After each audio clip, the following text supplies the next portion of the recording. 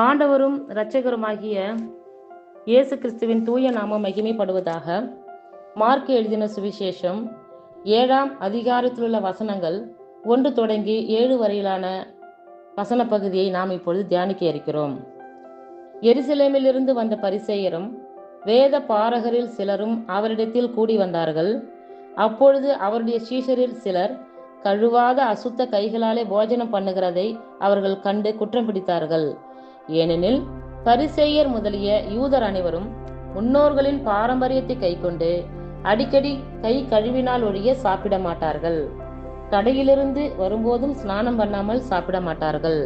அப்படியே செம்புகளையும் கிண்ணங்களையும் செப்பு குடங்களையும் மனைகளையும் கழுவுகிறதும் அல்லாமல் வேறு அநேக ஆசாரங்களையும் கை கொண்டு வருவார்கள்.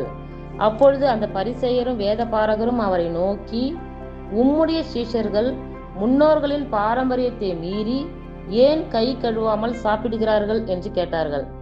அவர்களுக்கு அவர் பிரதியுத்தரமாக, இந்த ஜனங்கள் தங்கள் உதடுகளினால் என்னை கனம் பண்ணுகிறார்கள், அவர்கள் இருதயமோ எனக்கு தூரமாய் விலகி இருக்கிறது என்றும், மனுஷருடைய கற்பனைகளை உபதேசங்களாக போதித்து வீணாய் எனக்கு ஆராதனை செய்கிறார்கள் என்றும் எழுதியிருக்கிற பிரகாரம் மாயக்காரராகிய உங்களை குறித்து ஏசாயா நன்றாய் தீர்க்க தரிசனம் சொல்லி இருக்கிறான்.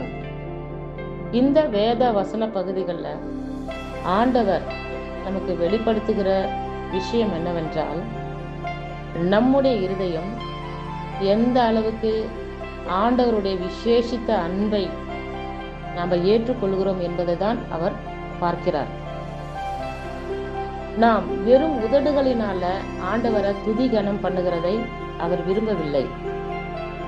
மிக முக்கியமாக இந்த வேத வசன பகுதிகளில் 6ஆம் வசனத்தில் அவர் என்ன சொல்லுகிறார் என்றால், இந்த ஜனங்கள் தங்கள் உதடுகளினால் என்னை கனம் பண்ணுகிறார்கள், அவர்கள் இருதயமோ எனக்கு தூரமாய் விலகி இருக்கிறது என்றும் அப்படின்னு சொல்றார் ஆண்டவர். அதாவது அவங்க உதடுகளால மாத்திரம்தான், வெறும் வாயால மாத்திரம்தான் துதிகான மகிமையெல்லாம் செலுத்துறாங்க எனக்கு. ஆனா அவர்களுடைய இருதயம் எப்படி இருக்குன்னா என்னை விட்டு தூரமா விலகி இருக்கு அப்படிங்கிறார். நாமும் பல சமயங்கள்ல அப்படிதான் இருக்கும். ஆலயத்துக்கு செல்வோம், துதி ஆராதனையில கலந்து கொள்வோம். ஆனால் நம்முடைய சிந்தனை எங்கே இருக்கும் என்றால் வேறு எங்கெங்கேயோ இருக்கும். அந்த நேரத்துல நம்மோட இருதயம் ஆண்டவருடைய விசேஷித்த அன்போடு ஒன்று இருக்கிறோமா அப்படின்னு பார்த்தால் அதைத்தான் ஆண்டவர் எதிர்பார்க்கிறார். இந்த உலக கவலை நம்ம பல விதங்கள்ல ஆண்டவருடைய விசேஷித்த அன்பை புரிந்து கொள்ளாதபடி நம்மளை விலைக்கு தள்ளிக்கிட்டே இருக்கும்.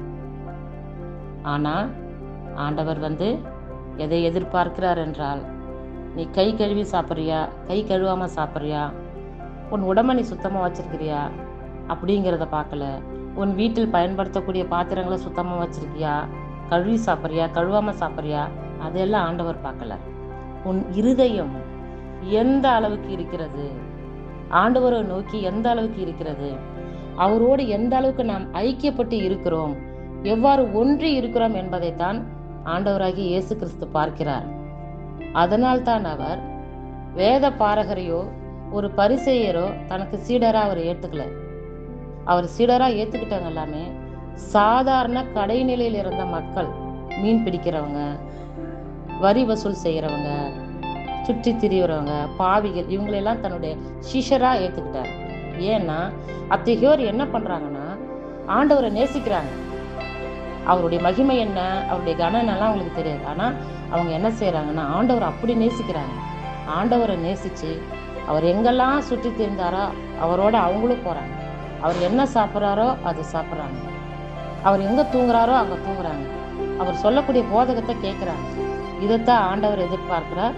இந்த பகுதிகள், இந்த விஷயத்தை தான் ஆண்டவர் நமக்கு இந்த வேத வசன பகுதியில நமக்கு வெளிப்படுத்துகிறார். கர்த்தர் தாமே நாம் எல்லோரையும் ஆசீர்வதிப்பாராக. ஆமேன்.